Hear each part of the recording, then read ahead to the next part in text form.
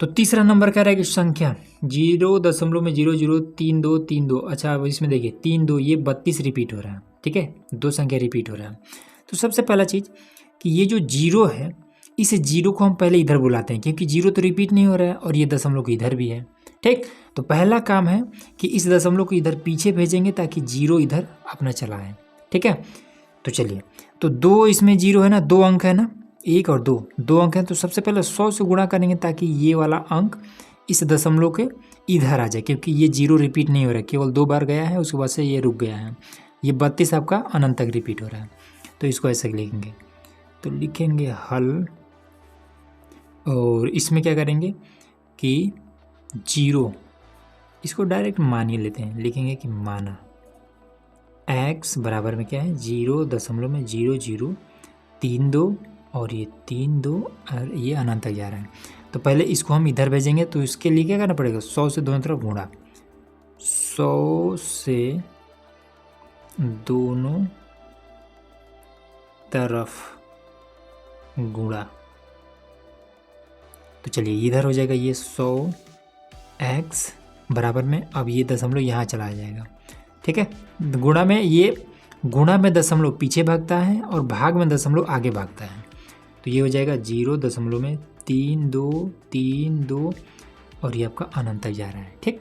अब इसमें हम क्या देखेंगे, इसमें हम देखेंगे कि दो अंक है जो अनंत तक रिपीट हो रहा है। तो सबसे पहला चीज़ ये आपका समीकरण ए का हो जाएगा, ठीक है।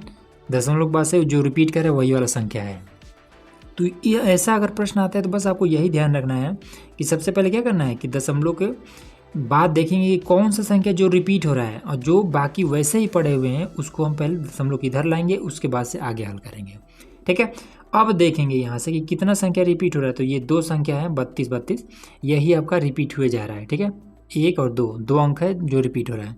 तो पुनः 100 से गुणा कर लेंगे, तो लिखेंगे कि पुनः 100 से गुणा, ठीक है, ये दोनों अंक के लिए। तो ये हो जाएगा कितना, 4 बार इधर तो जीरो हो जाएगा, 1 2 3 और 4 बार फिर ये अक्स, और इधर आपका कितना हो जाएगा ये 32, उसके बाद से ये फिर 3 2 3 2 3 2, ये कितना भी लिख सकते हैं क्योंकि ये 32 से आपका रिपीट हो रहा है। तो जितना मन को उतना लिखिए, कोनो दिक्कत नहीं है। ये समीकरण 2 है, अरे 3 हो गया, समीकरण 2 है। तो अब 2 से 1 को घटा देते हैं, समीकरण 2 से 1 को घटाने पर, चलो भैया घटा देते हैं इसको।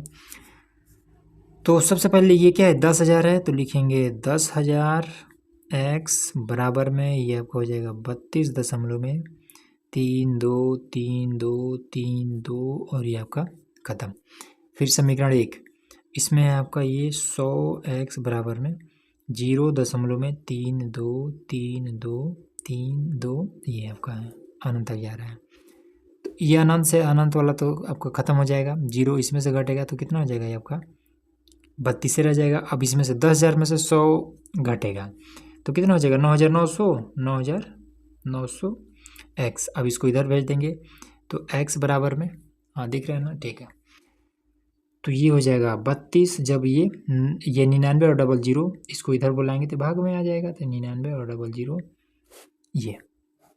चलिए x बराबर में, अब इसको काटने वाला है तो काट लेंगे, तो 3, तो ये किससे कट जाएगा 4 8 32, 4 से कट जाना चाहिए। तो 4 8 32 और 4 दूना 8, बचा 1, ठीक है, 8 है ना, तो यहाँ पर 18 19 हो जाएगा।